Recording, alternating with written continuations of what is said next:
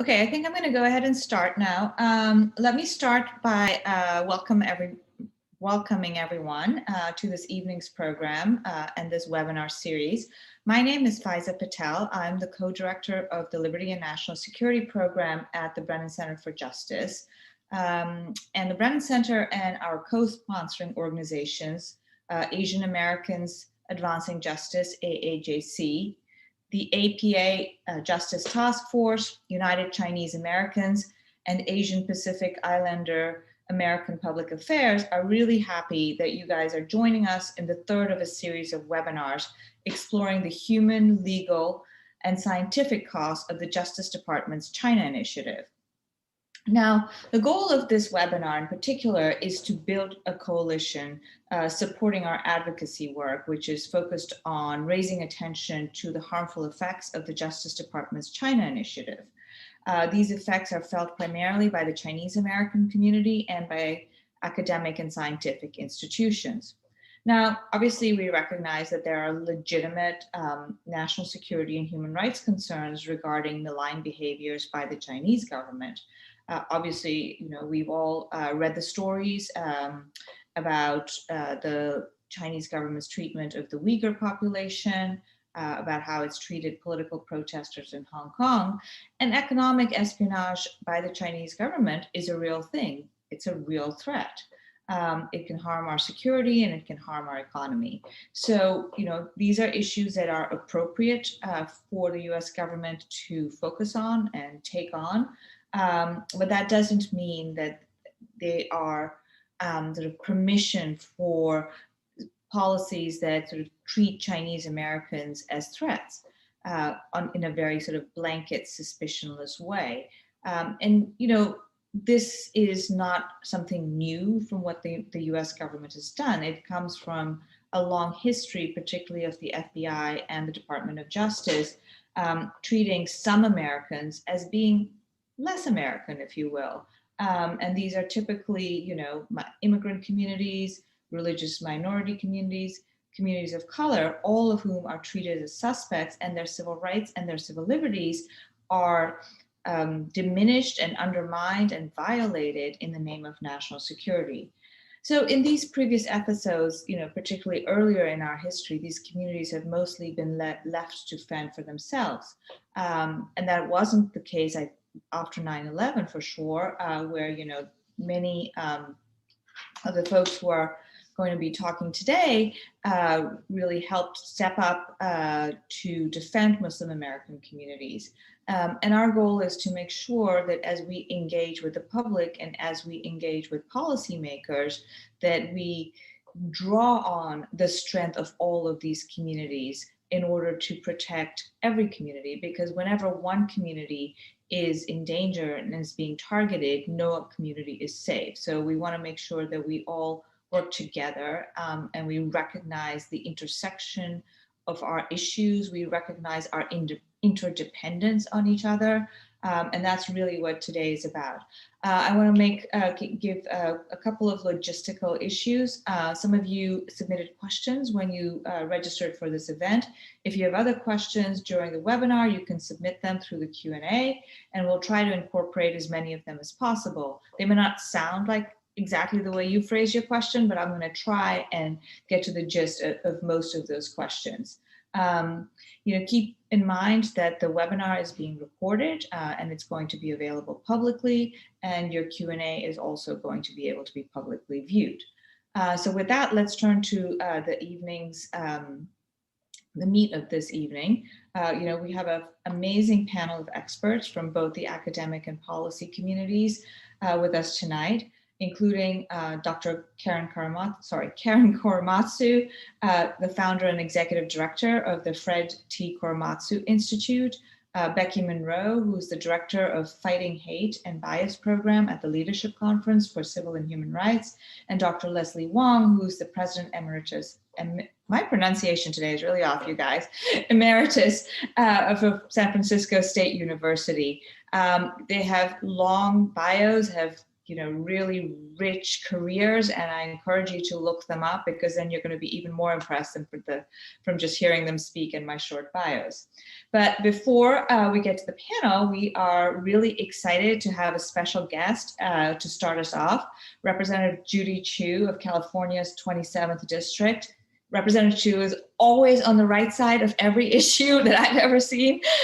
So I'm really thrilled to have you here today. I want to say a couple of things about Representative Chu. In 2009, she was elected as the first Chinese American woman member of Congress.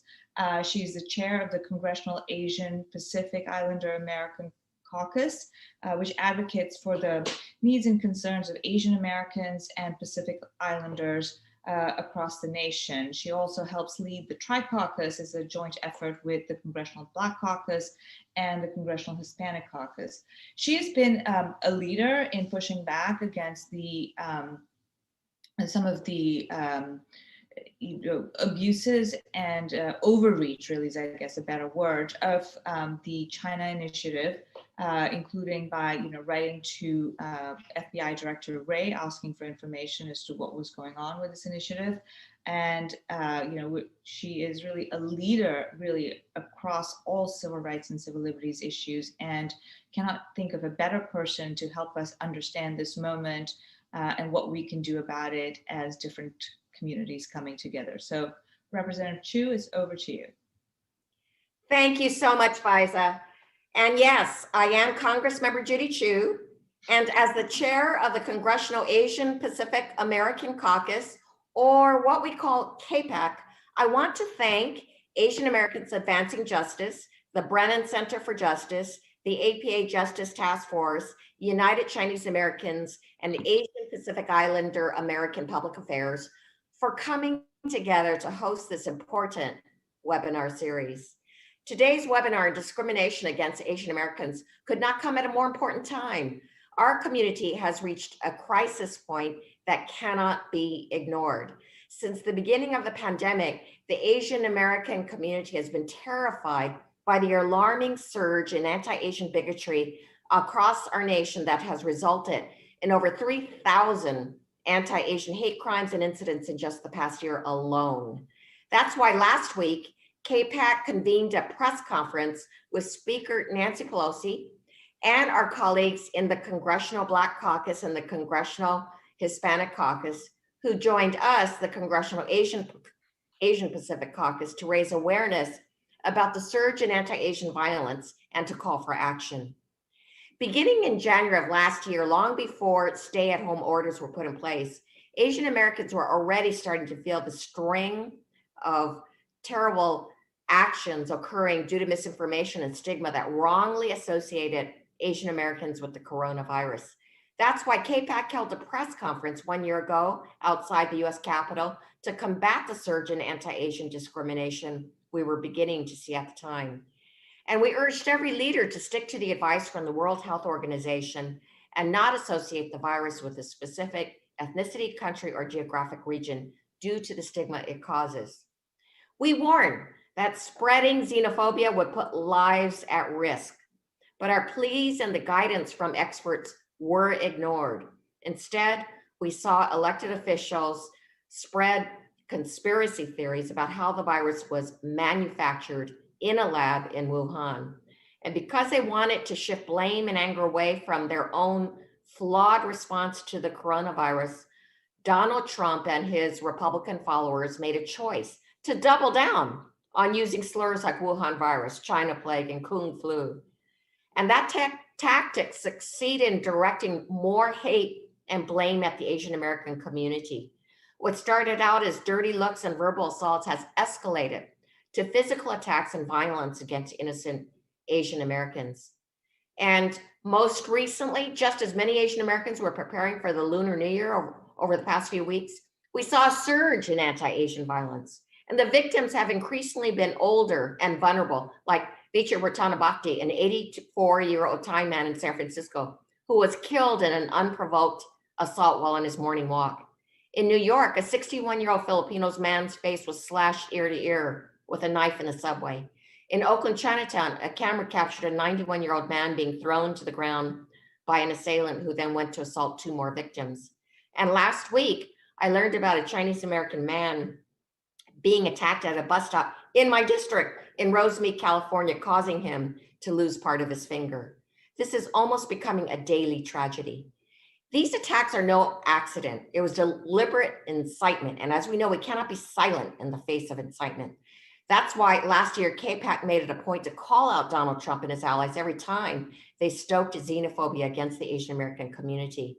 And it's why we pushed for the passage of Congressmember Grace Meng's resolution to condemn anti-Asian sentiment related to COVID-19, which did pass the House last fall.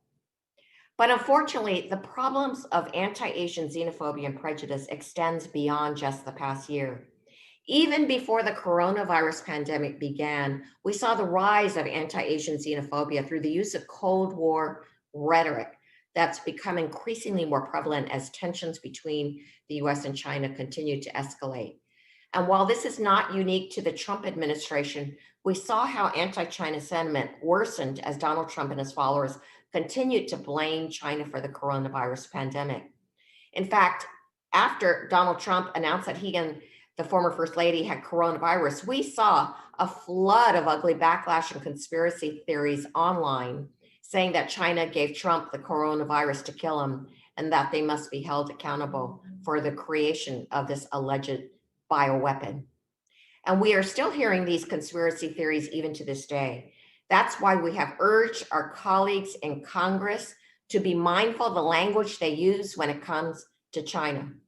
I want to be clear, while we should absolutely acknowledge our differences with the policies of the Chinese Communist Party, we should not blanketly target all Chinese people and promote China bashing that puts Asian American lives at risk. One of the most dire impacts of this increased anti-China rhetoric has been an increase also in the racial profiling of Chinese American students, researchers, engineers, scientists, and federal employees who've been wrongly accused of being spies for China simply because of the way they look. For instance, Temple University professor Xiaosheng Shi and our hydrologist Sherry Chen were both falsely accused by the FBI of being spies for China, only to have their charges dropped without any explanation. They faced humiliating arrests and had their entire lives turned upside down as a result of these false accusations. And they're still seeking justice, but they're not alone. Under the Trump administration's China initiative, we saw more and more Chinese and Chinese Americans becoming fearful that they would be the victims of racial profiling as tensions between the US and China continued to rise. And we've heard stories of Asian American professors and scientists who are being caught up in similar situations at research institutions and on university campuses all across the nation. In fact, just last year, the Department of Justice dropped yet another case against a visiting Chinese scientist at the University of Virginia after wrongly accusing him of illegally accessing university materials, even though this information was included in a shared space that he had authorized access to. And just recently, we saw the case of MIT professor Gang Chen, who was arrested for allegedly failing to report ties to his Chinese government. His MIT colleagues quickly rallied around him and disputed one of the government's assertion that Chen received $29 million in funding, saying that it was actually MIT who was the recipient of this money. So we must continue to remain vigilant. These cases have had a chilling effect on our community. I've heard from so many individuals who are afraid of pursuing a career in science or academia because they fear being falsely accused of spying and worrying that they may be racially profiled simply because they are Chinese. That's not right. And that's why it's important that we do everything we can to ensure our nation's leaders and intelligence community that they do not perpetuate harmful Cold War rhetoric with China. That's why last summer, I also sent a hate crimes toolkit and messaging guidance to every member of Congress, urging them to avoid using Cold War style rhetoric around China and to stop stoking xenophobia that puts Asian Americans at risk. And that's why 1 year ago, Congressman Jamie Raskin and I sent a letter to NIH and FBI raising questions about the increased profiling of Asian American researchers and scientists. Under the Trump administration, we did not receive any answers to our inquiries. So we may have to redo this. And in fact, we are going to readdress this request to the Biden administration. And we are hopeful that President Biden will work with us to address anti-China rhetoric and harmful initiatives that encourage the indiscriminate targeting of our community. We're also working with Congressman Raskin to get answers and are hoping to hold a congressional hearing through the House Oversight Subcommittee on Civil Rights and Civil Liberties to bring greater national attention to this issue. Fortunately, we have a new president, Joe Biden, who took action within his first week in office to issue an executive order that condemns anti-Asian xenophobia and ensures that the Department of Justice works with the AAPI community to address hate crimes and discrimination. But his order is still just the first step, which is why I have requested a meeting with the Department of Justice to follow up on how we can tackle the issue of Chinese profiling, as well as anti-Asian bigotry and hate. So while there's so much still to do, I'm hopeful that under the Biden administration, we will be able to make progress in addressing the harmful China initiative and safeguarding the civil rights of Asian Americans. Thank you all so much.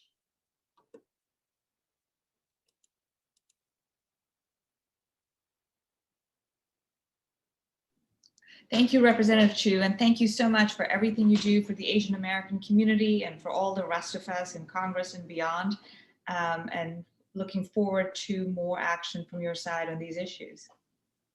Thank you. Okay, well, I think we can get started with our panel. I think the way we'll do this today is that we'll start off with a round of questions, and I'll ask each of you a question, and you guys can respond. And I hope that you will feel free to weigh in on each other's responses, and that we can have a conversation, and then we'll open up our conversation to the broader audience. So I'm going to start with you, Les, first of all. So you're a former university president and administrator. So you understand, the world of academia and research and science. And tell us a little bit about what this targeting by the FBI of Chinese Americans looks like on campus, and what your response has been to this. It's a great question, and it's interesting. San Francisco State University is a research university, 30,000 students with a number of partners throughout the Pacific Rim. And so there was and used to be quite a reward for science researchers to team up with international partners to conduct their research for the benefit of everyone involved. And so I did have experiences with federal enforcement agencies, because we had a number of faculty members who traveled often to China, Taiwan, to the Far East, including myself. There were queries about why was the president going so often to Asia. And, it was easy to say that we had a large alumni base throughout the Pacific Rim. But my point tonight would be to say I've been very surprised that presidents and chancellors haven't taken a stronger systematic approach by not only protecting their Chinese scientists and researchers, but by developing policies by which a number of systemic offices are involved to prevent the kinds of mistakes that are being pursued by federal agencies. For example, department chairs, deans, the Office of Sponsored Research, and the provost. What we tried to do at San Francisco State was to alert everyone in our pipeline of research that everyone had a role, not only to conduct their research honestly and genuinely, but that we tried to dot every I, cross every T, and be as honest as we could. I had a couple of Chinese researchers that Federal people came and questioned what they were doing, etc. And it finally got to a point where I made a decision that, and I issued this to all employees, that should a federal officer come to your desk in office, that you're not obligated to talk to them, that you should refer them to our chief of police. And the only time in which you needed to be concerned is if they had an actual warrant for a particular person. But if they just came in and saying, we're interested in talking to Professor X who goes to China a lot, they didn't have to say a thing. They called my office, and then we dispatched the campus attorney and the chief of police to talk with those officers. There was some question because San Francisco State had one of the oldest Confucius Institutes. We had a very robust research agenda with Beijing Normal, etc. But we tried to keep everything above board, to be proactive with our faculty members. And for us, it was a systemic piece that if we didn't protect and enhance and support our faculty members, we were not going to put them out there alone to face some of the very similar to the cases that you've read about and which a Congresswoman Chu has referred to. So the idea is that it's an institution that is on the line to establish policies, procedures, etc., to indicate to our Chinese professors that you do have someone who's in your camp, who is interested in your research and interested in protecting you. Part of the problem was the transition that prior to 2016, universities were rewarded for having partnered research relationships with international universities. And all of a sudden that was reversed. And so you had people on NIH, NSF grants, 5-year, 6-year renewable grants that suddenly said, hold it, I've got a partner in China. What do I do now? And so I'm very proud of my provost and Office of Sponsored Research to maneuvering through that transition from a reward system for international partners suddenly to saying, geez, everything you do, you get on a plane to go to Beijing, you're suddenly in someone's radar site. We made every effort to assure scientists and faculty members that we had their back, that we were looking out for them, and that we expected them to be honest and working with their supervisors to make sure that forms are filled out.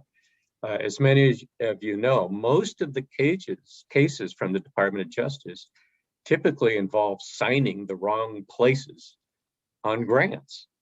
It did not have anything to do with espionage or those other things that I think most of us are against, but simply not filling out forms we thought was a little bit much to suddenly put scientists under the microscope. So for me, the whole issue was a university-wide response to indicate to professors that we had their back. And I want to give a compliment to MIT President Raphael Rafe, because he came out strongly saying that this grant that is under question was between the university and the government and not between an individual scientist. And so I compliment him. There have been some others that have done the same, but nearly not enough leaders of campuses to get out in front of this sort of witch hunt, if you may, of searching out Chinese researchers. So I guess that's my point, is that faculty members, scientists need to know that their university is with them and that we are behind them and we're next to them as they pursue their work. Thank you. So Karen, as the daughter of the late civil rights icon, Fred Karamatsu, you've carried out his legacy as a civil rights advocate. And obviously, every time something happens in the United States, whether it's the targeting of Chinese Americans today, Muslims, we all sort of turn back to World War II example. And it would be just great to hear from you what you think civil society responses to, what civil society can really learn as it figures out how to respond to these issues from the experience of discrimination and incarceration of Japanese Americans. I have to take myself off mute. Thank you, Faiza. And thank you for asking that question. You know, as Les was talking, I mean, several things came to mind, and the first point that I want to make is you know, in 1942, at the time of Executive Order 9066, which was issued by President Roosevelt, that you know, that rounded up anyone of Japanese ancestry from the West Coast, right? We just had that anniversary called Day of Remembrance, or DOR, on February 19th. And actually President Biden issued a press release in reinforcing the apology to all Americans. That was the result of the Civil Liberties Act of 1988 that President Reagan signed, and that was the official apology to all Americans, you know, for the action of the government, and of course as well as the reparations. But it was really the apology, because everyone had lost their dignity, and 2/3 of the 120,000 people of Japanese ancestry were American citizens. And at that time, there were not the organizations around available of diversity to speak up on behalf of the Japanese Americans like they are now. The Quakers were very peaceful, a very small group. The ACLU, actually, the national, did not want Mr. Ernest Bessick, who was then the executive director of the Northern California affiliate of the ACLU, to even take on my father's case. He was threatened with ouster because the ACLU position, Roger Baldwin, they were supporting the president. That's what, you know, kind of happens at times of war. And so at least now, the point is we have the organizations and the ability to build these coalitions and to work in solidarity. That's how we make the difference, you know, for the future of this country. And the other thing is that we keep making the same mistakes. We're continually repeating history. You know, we have a campaign called Stop Repeating History, and people, you know, don't know our own history in America. So our organization, the Karamatsu Institute, we started in the beginning focusing on education about the Japanese American incarceration, and now we're expanding to other disciplines and even ethnic studies, because, you know, learning about different cultures and religions and those values is what makes America stronger, right? We've had so much prejudice, so people are afraid of what they don't know, and the misinformation, right? And so I always thought, I've been doing this now for about 11 years, and I thought, well, maybe it was just because the students, the young people, didn't know about our history. But I've learned now that Americans don't even know, you know, adults don't even know our own history, going back, especially for Asian Americans, to the Chinese Exclusion Act, you know, for excluding the Chinese and the way that they were treated, you know, Japanese American incarceration, you know, 9/11 and the threat of rounding up Muslim and Arab Americans, and again putting them in American concentration camps, right? And so this is the history, but it's deeper than that, and and so my message is, to know our history. That's how we are able to make those types of policies and to have the kind of advocacy to make change. Because if people don't realize what the marginalization, the racial profiling, right? So this is another with Chinese Americans and it's racial, profiling. So that's what's happening. And with the history, even, bring it down to COVID, we even had a Wisconsin Supreme Court justice named Rebecca Bradley, who cited Karamatsu versus the United States as the reason we should lift the stay-at-home order because it was violating people's civil rights. Wrong.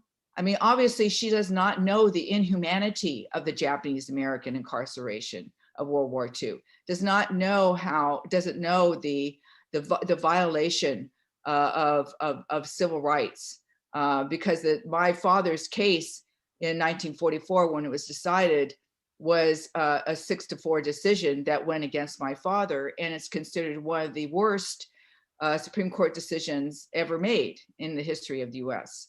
So, just to have people stay at home for their own health, for themselves, their families, their communities, is not the same as being stripped of your possessions, put into prison camps without any civil rights. So it's knowing our history that's also important. And what also comes to mind is when the scientist, Taiwanese American scientist Wen-Ho Lee, was accused of nuclear espionage, right? So my father spoke out against that because it was another type of racial, profiling and assuming, we assume people are guilty. And this is the mistakes that we continue to make. So we want people to be to be aware of our history so that we can make those kinds of changes. And even members of Congress, I don't know how many people really know of, for instance, about the Japanese American incarceration, the inhumanity and the struggles and the violation of civil rights. It's not just one sentence in a textbook. And that's why Japanese Americans have, after 9/11 spoke up, and like my father did, and said to the government, no, you cannot, racial profile the Muslim Americans because, quote, they look like the enemy. And, in this case of anti-Asian violence, it was being associated by the name of a virus, right? But it's this misassociation and targeting that is wrong. That has to stop, and we need to be conscious of the unconscious bias that's happening now, especially because we have more tools in place to make that kind of change, but we need to work together collectively and to make those kinds of changes, because at the end of the day, it's about humanity, and it's about being kind, and it's about recognizing that everyone has struggles, and we are more alike than not. And my father was one to say, don't be afraid to speak up, and to stand up for what is right. So for all of us, that's really the message, is to stand up for what is right and to call out these injustices, and to make people accountable for their racism and their prejudice and their violent acts against especially Asian Americans at this time. Thank you. I mean, I think, as you look at the arc of this, one does wonder whether the reason that we want to make these mistakes again and again, because we keep finding and identifying enemies, right? Whether, and then we go, all out against those enemies and anybody who looks like them, right? as you know, as we were talking about the hate crimes against Asian Americans, I mean, obviously they're not restricted to Chinese Americans. And similarly with Muslims, it wasn't just Muslims who got caught up, Sikhs were caught up, South Asians were caught up, anybody who was vaguely brown was caught up. So I think there's this sort of real kind of interest, and we can talk about whose interest this is really in having this sort of outside enemy which repeats through US history. I'm going to turn to Becky. Now, Becky, solidarity, working with different movements and different communities that are affected, that's something that's very much, I think, at the heart of what the Leadership Conference does. So maybe you can tell us a little bit about how that works and you know, how we can build this together.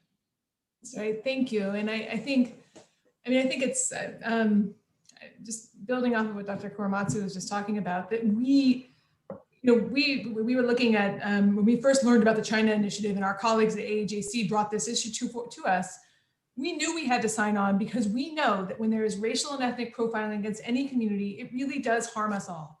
And we know that not, you know, in a theoretical perspective or in some sort, but we know it from our experience. The Leadership Conference is an organization of over 220 civil rights organizations that has come together across different communities to fight to make our country as good as its ideals.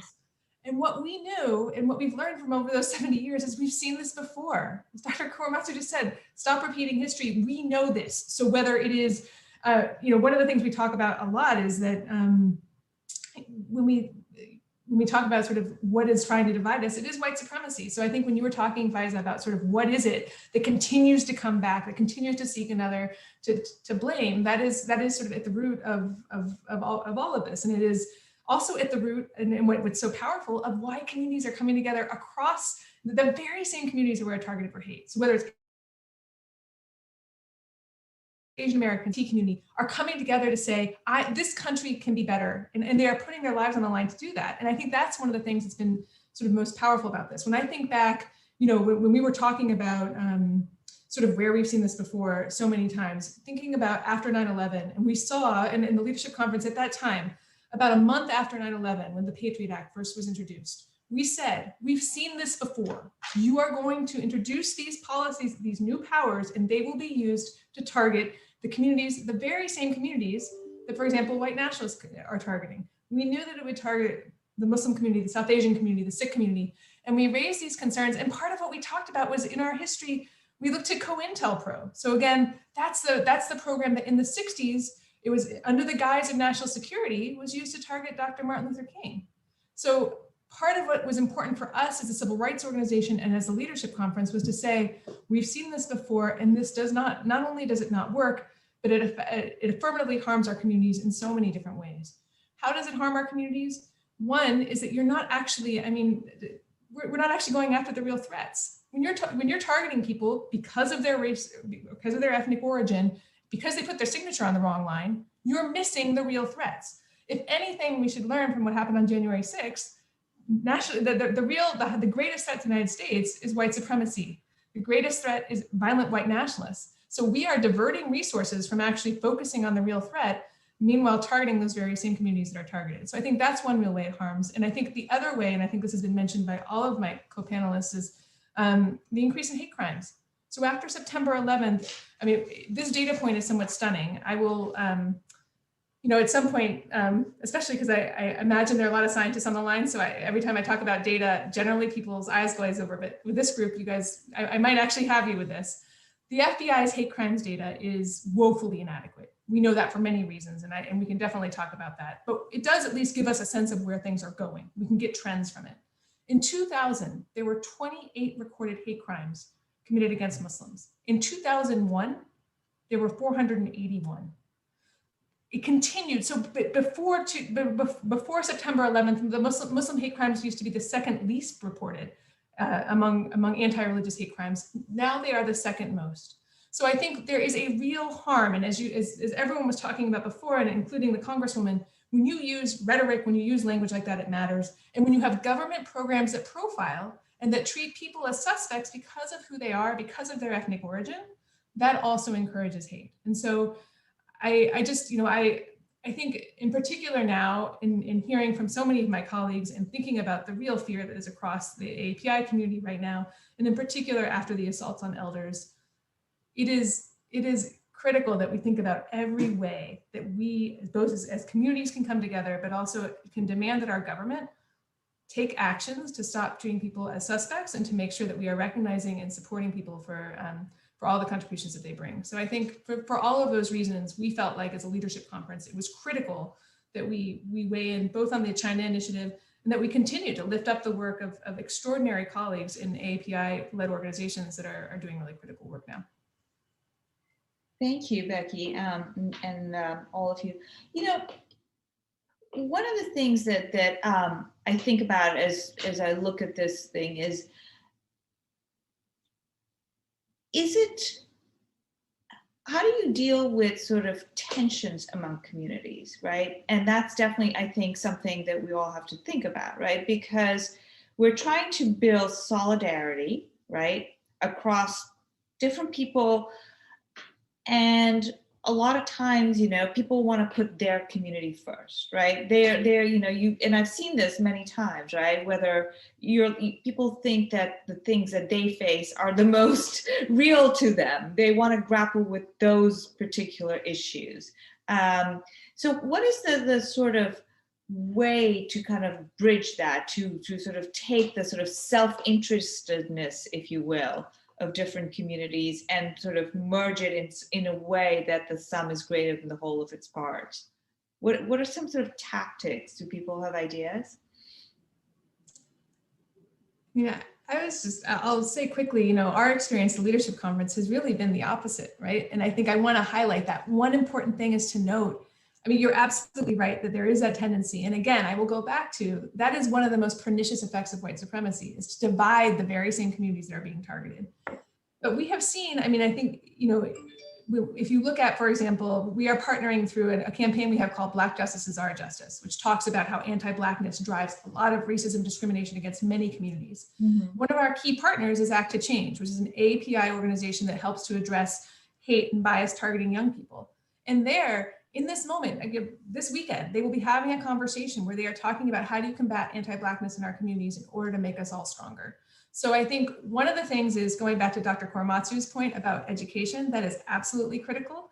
But it's also making sure that we're getting out these stories of solidarity, of real solidarity, where we are seeing in Oakland, for example, Black leaders coming out to say, this is not going to happen in our community without us saying something. So I do think people, and I think that the example, I mean, after 9/11, the extraordinary contributions of Japanese Americans to stand up and say, this is not happen, this won't happen on my watch again.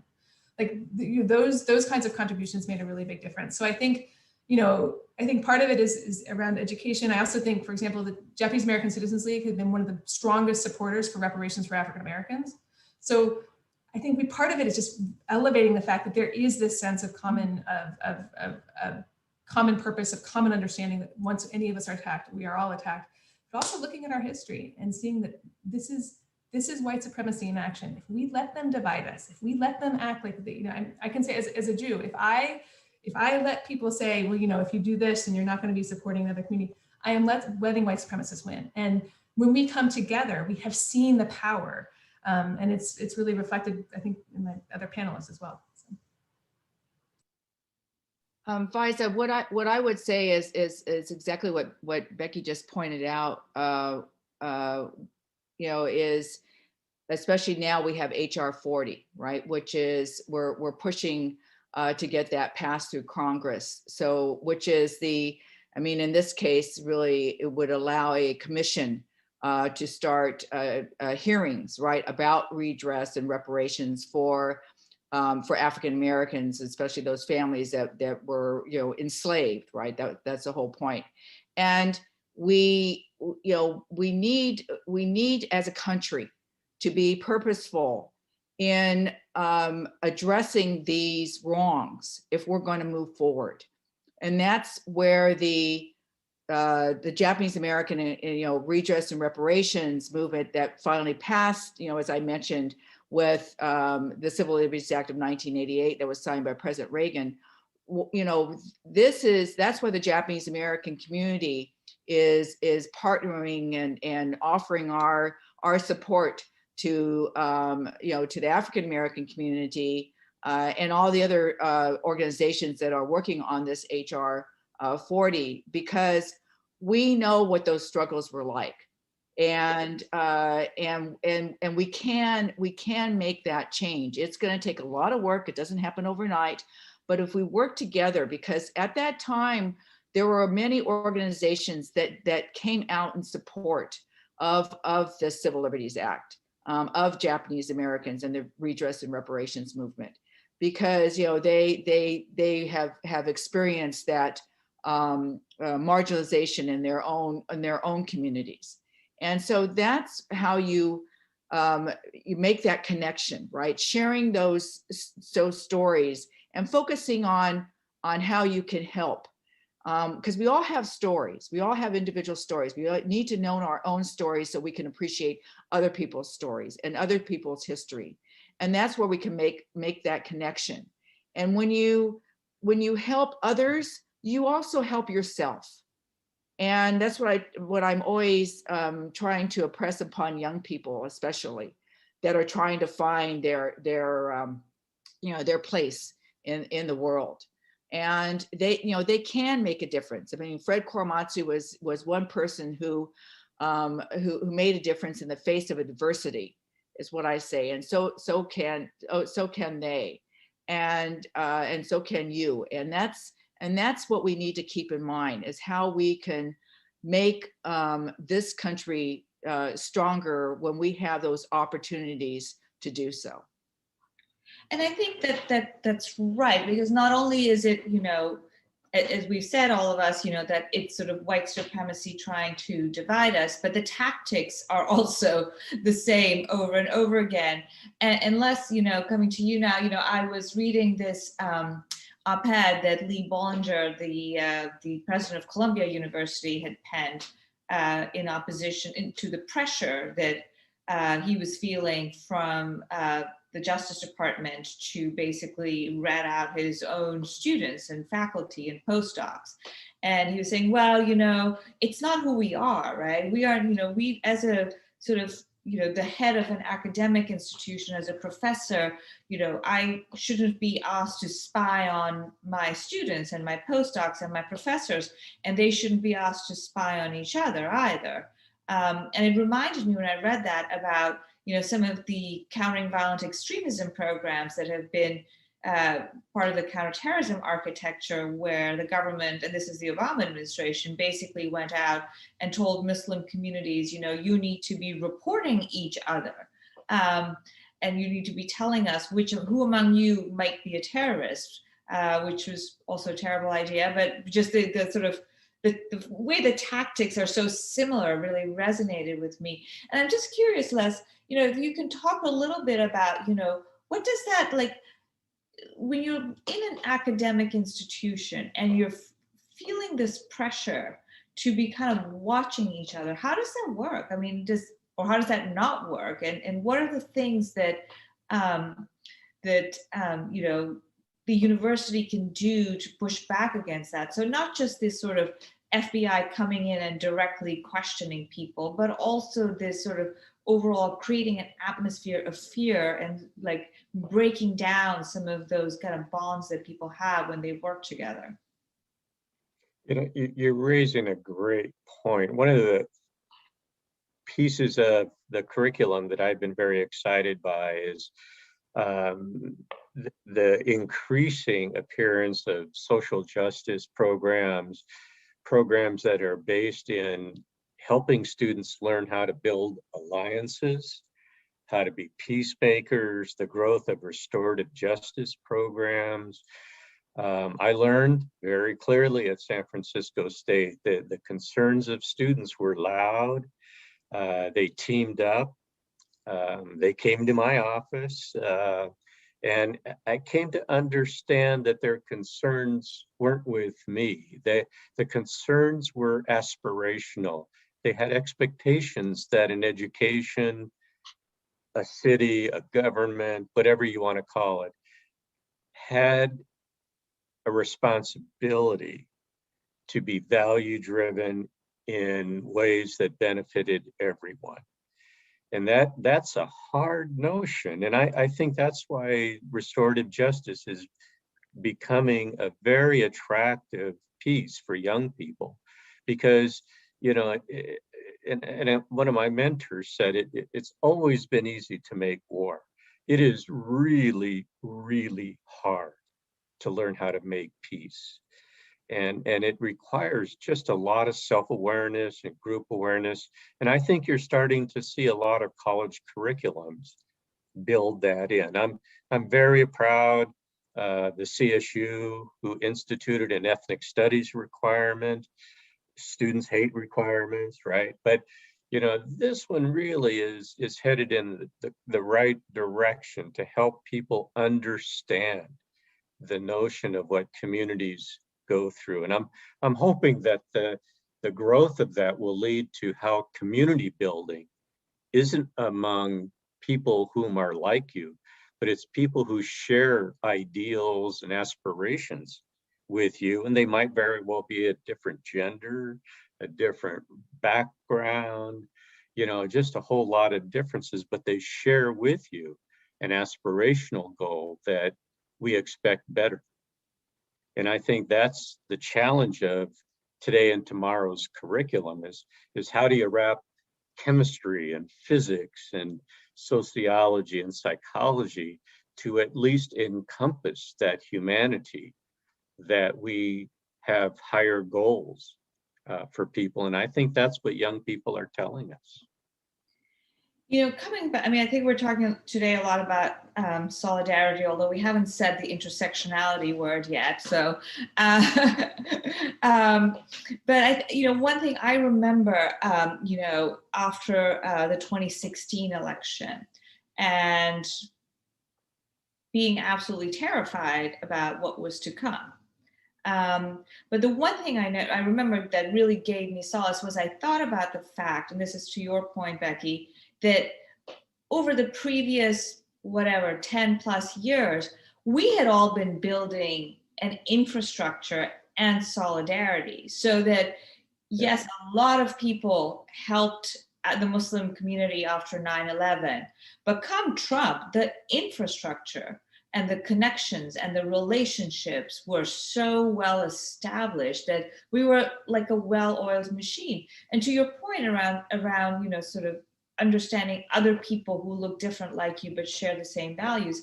I remember being really moved at the protests at airports when the Muslim ban went up, and where we had, you know, rallies, you know, week after week and in cities across the United States. And that was a real, I mean, in some sense, you know, Trump almost like forced solidarity on us because he made it so clear that we were all in this together. So I think that's definitely, you know, a lesson that I've learned. You know, I want to give us just a few minutes. I'd love to hear, and this is something that folks have, many of the questioners have been asking about too, right? Which is, you know, what are the kinds of things that you think are important for people to be doing in order to, you know, to be good neighbors, to be good friends, to be good Americans together, to, you know, really kind of move this ball forward? Or alternatively, you could maybe talk about, you know, whether there are sort of specific legal or policy, or even in the academic world, you know, Les, you mentioned, you know, there's not enough cooperation. Like, so what are the kinds of, sort of maybe talk about the big picture changes you'd like to happen, and maybe if you could take a minute or two to talk about like what could individuals do, because that's very much a theme I see coming through. I'll be really brief. I don't want to hog the bandwidth here. You know, for me, I've been involved in community building, et cetera, and it breaks down to knowing who your neighbors are. You know, saying hi. You know, getting to know who's next to you, and that's, for me, that's the ripple that starts, because suddenly you're getting on buses and trains, and just being aware of appreciating people who are different from you, who are around you, they're part of your neighborhood. There was a lot of sociological research early in the 60s and 70s about familiar strangers, and the fact that the network of a community is, first of all, knowing who's there, and so I'm fairly new to Worcester, Massachusetts right now, but the number of community activities has been absolutely wonderful. And I think that's the beginning of how you get to build momentum from all politics being local to something being much more dramatic. Can I just ask you a follow-up question, though? One thing that you said in your opening remarks, where you're like, well, I don't understand why there isn't greater coordination, right? At least that's what I understood you to say, that you have some university presidents speaking out.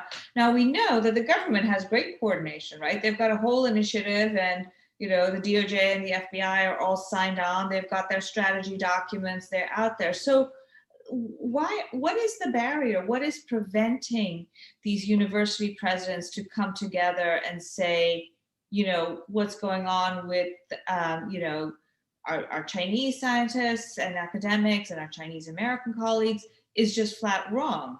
And we should take coordinated action against it. And so I'm just curious as to why that hasn't happened, or maybe it's happened and I don't know about it, but. The president and chancellor's job is really a complex one. And, I don't want to speak out about, regarding other communities, et cetera, but, presidents want students to get a hold of their aspirations and their relationships. I just genuinely believe that. And that's what education is meant to do. But it's very hard.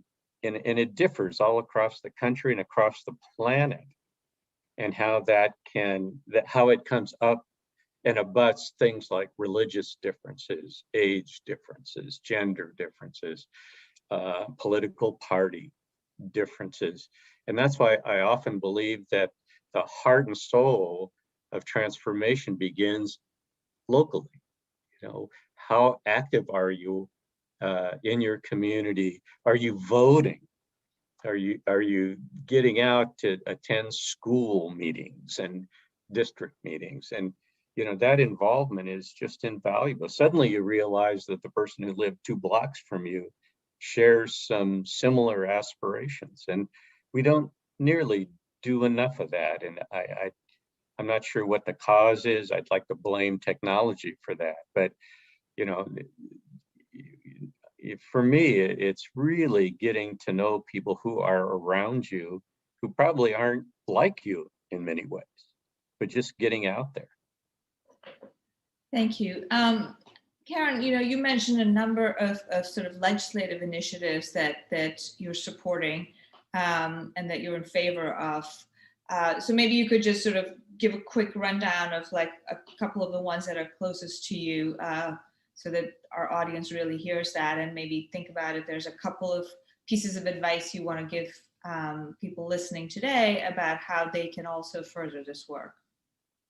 Well, yeah, thank you, Faiza. It's interesting because I will use intersectionality as a point, because, and I just kind of, I think briefly mentioned ethnic studies. And of course, for universities, I mean, some have departments, some don't. And for California, I think for the community colleges, we had a bill that was passed. And now what we're trying to do is have ethnic studies as a graduating requirement for high school students. Now, I'm in California, but I work nationally. So I work with the National Council for Social Studies. I work with all the social studies leads in each state, and it varies. It really is it's very inconsistent.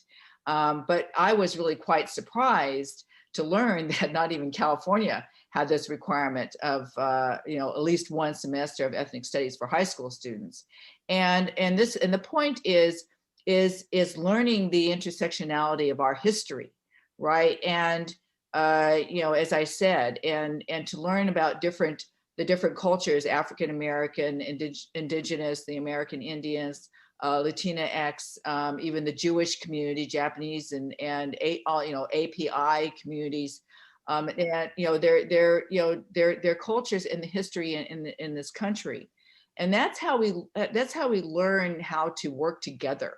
We haven't had a basis of really working together, of understanding, like I said, each other's differences, and you can agree to disagree. I mean, that's okay, but it's also, we need to be purposeful in getting, it's even getting to know, our neighbor who is different than us.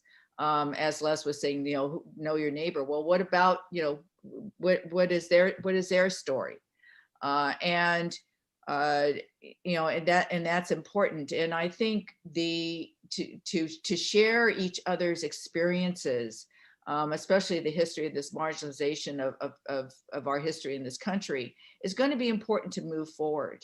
And also, I also say that, really, actually, there's social justice in all aspects of life and career. And we should focus on that, it's not just chemistry, and it's not just a topic of of chemical balances and all that, but it's more than that, right? Because you have a responsibility as humans. That's what makes us different, to make those kinds of decisions. And if we're going to ever, I'm pushing, for racial equity and just equity in general. Well, how do we do that? Well, we have to, be mindful that that we're more complicated, that there's more issues, that there's more decisions to be made about our humanity in these different careers that we take on, and that's, sometimes I feel like that's what's missed, and that's what the kind of thing I'm working on. Also, I want to, as individuals, because I guess the positive side, if you will, of COVID is, when we saw George Floyd, who was being murdered. I mean, there was all these videos going on, and that has been helpful to bring justice. And so there's a organization, and actually the Asian Americans Advancing Justice, AAJC, is also supporting this hollaback bystander harassment training, which I encourage everyone to take. And there's different ones for Asian Americans, Latinx, African Americans, LGBTQ, and it's helpful to, when you're out there and you're seeing someone who there's some type of violence or some type of act, someone is harassing someone, to know how to take that harassment away from the power of that person, and to channel it. So whether you're taking a video or distracting, there's the 5 Ds of how you can make the difference. Reporting, like you can report these incidences to the leadership conference, to Advancing Justice AAJC, to that helps to make those changes. So I encourage everyone to take responsibility for yourself in going forward, to have the tools available when you need them, to act on behalf of your neighbor. Thank you. That is very inspiring. Becky, I'm going to ask you to do a quick one so we can get some audience questions in. That's it. Thank you. So I would think echo what my fellow panelists said. I think a couple of quick things. When we think about it at the federal legislative level, the things we're thinking about actually reflect exactly what Dr. Wong and Dr. Karamatsu were just talking about. So, for example, reparations is about education. It's about understanding our history and understanding how as you mentioned before, intersectional that history is. How the reason we are here, and when we are combating anti-Asian hate, we are combating anti-Muslim hate, we are also combating the same kind of anti-Blackness that was at our founding. And I think that helps a lot. We've talked a lot. So we also support something called the Commission for Truth, Racial Healing, and Transformation. That's something that Congresswoman Barbara Lee has been pushing, and it is really important. Again, it's about history, but it's also about coming together. And it goes back to what Dr. Wong was saying. It's about local communities. It's about recognizing that if we are going to really reckon with our history of white supremacy, our history of how it has tried to pull our country apart, we will also then learn to reckon with who has been fighting to make our country as good as its ideals, who has been fighting to make our country what its aspirations, about our shared aspirations. And that is often, it is the very same communities that have been targeted for hate. So, the 1619 Project, I think, is something that many people have talked about, but that helped us to realize that. And so I think there is a moment of horrific reckoning with white supremacy, but through that, we see this really, really big opportunity. So I think, hopefully our federal sort of priorities reflect what we think can happen in local communities. Thank you. So we have lots of action in the chat and only a very few minutes to get to all of it. So let me ask you just a couple of quick ones. I already got to the one issue that what can we all do about this? Let me see, I have some little notes over here. I think we've hit several of these themes already. The question here is, someone says, this year's Nobel Prize on CRISPR was awarded to two collaborating scientists who work together. Collaboration is essential in research for the advancement of science. It seems Chinese scientists are persecuted for the same collaboration that other researchers have been doing regularly. Can you comment on how this affected the collaboration with Chinese researchers? Les, do you want to take that one? That's a big question. COVID has changed the rules for just a lot of different things, and particularly in the biosciences, et cetera, and particularly for drug-related research. It's still my opinion that collaborative research will produce results faster than any isolated lab situated anywhere on the planet. You've got to get the best minds at the table in the lab to look, and they have to be unfettered by politic and other sorts of things. And we were moving down that road, and it suddenly went away. And it's just a difficult question. I tend to look at the collaboration, particularly around science, and the CRISPR research is particularly interesting because we're starting to have knowledge and technology about some very fundamental issues about what life is, what it means to be healthy, et cetera. And that's going to require a very broad input into that question. And you might think it's about different countries, et cetera, but I think ethicists trained in different religions need to be brought into the question to start looking at some of this genetics research that you mentioned in the CRISPR work. And we think it's kind of easy because we're using it on other animals, et cetera. I think the enormity of the ethics question is still to be sort of thought about in big ways. But I think getting multilateral, international, cooperative relationships will get us down the line much, much faster than isolating it to countries and politics. So speaking of countries and politics, someone raises the issue about, looking at the sort of persecution of particular communities over time and tying that into sort of the broader geopolitical aims of the United States. That seems like something that's pretty evident to me, but I don't know if anyone would care to comment on that.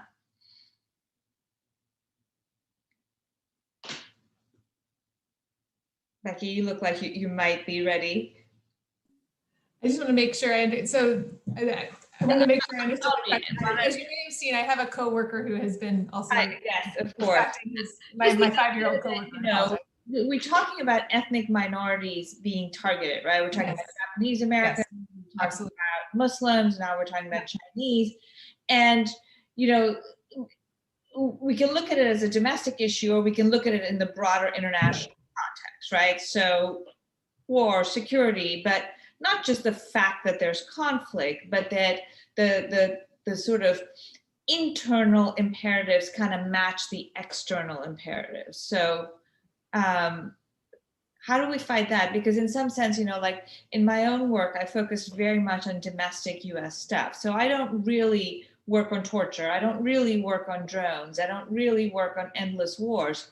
But frankly, they frame all of the work, you know, around what we're doing with Muslim and South Asian and Arab communities in the United States. Because if we're at war over there, we're going to be at war over here, right? So I think it's a great point to think about, is how these things intersect.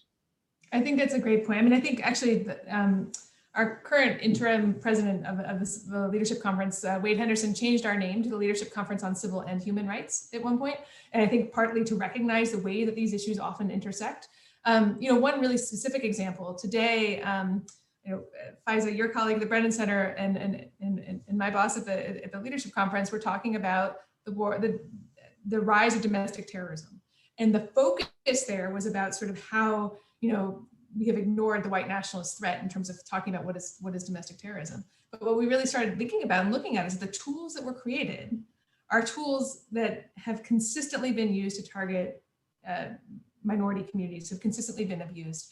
And in some ways, they are often created because they are raised sort of this you know, sort of this broader threat that is sort of put before us of someone from the outside, someone from the other. And I think when we think about also the increase in hate crimes, we knew, because of whenever there's an economic downturn, we know that immigrants are increasingly targeted. There is always a desire to find someone who is other to blame. So I think that, you know, I think it is imperative on us to sort of recognize again what's at stake here, which is we can't be played in that way. So we shouldn't be sort of convinced that because you know, that there are these threats and they're often real threats outside of outside, but that when we cannot control those and we start to target people who represent the other, and that is directly contrary to who we are as a country, and again who we are in terms of what our aspirations are and what the United States is. We are indeed a country. When people after what happened on January 6th, after George Floyd was murdered, people will say, this is not who we are. This is who we are. We have to acknowledge that. This is part of who we are as a country.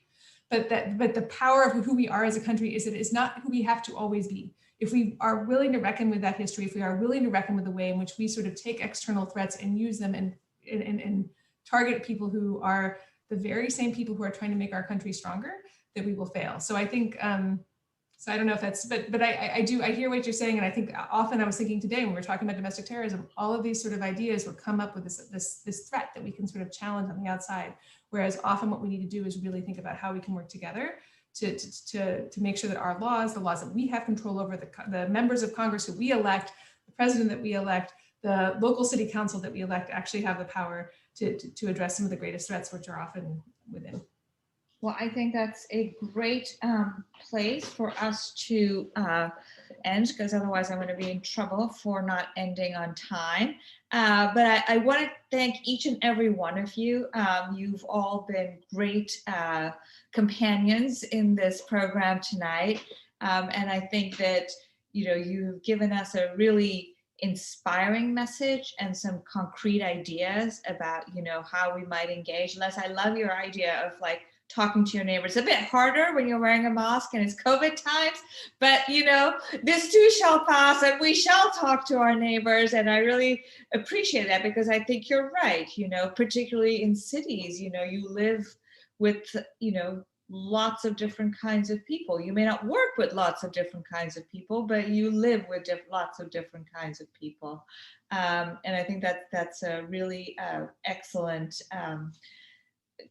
piece of advice for people. There are a lot of resources, and you know, folks have put them, some of them have put them in the chat, and you know, I would encourage you to look, for example, at AAJC's website. They have bystander trainings available over there, for example. Becky put up something about blackjusticeisourjustice.org, which is also a great place to look. I would encourage you to look at the work that Karamatsu has done, because it is truly inspiring to sort of see how she's built this institution, and maybe you'll get some ideas over there. If you're a student or you're an academic or you're involved in academic institutions, you surely have many outlets for making your voice heard. And remember those things, in addition to just doing your studies, to also do some studying for justice. And that would, I think, ways in which we can all contribute to this. So I'm going to end by thanking all of you so very much for for taking the time to speak tonight, for taking the time to listen tonight and to engage with us and to come up with these great questions. I want to thank all the folks who are in the background there, making sure that this Zoom conference is running well. Thank you, Stephen, Jeremy, Mike, Vince. You've been really helpful through all of this. And I, on behalf of the Brennan Center and our co-sponsoring organizations, which is luckily a long list reflective of our solidarity.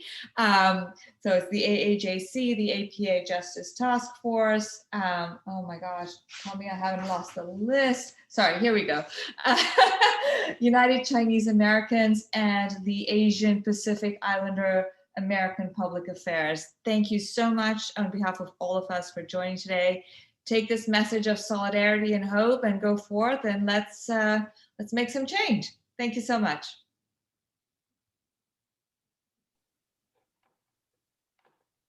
Thank you, Faiza. Yes, thank you, Faiza. You were fantastic. Thank you so much. No, thank you guys. It was such a great talk to have. I'm not usually a fan of 8 p.m. panels,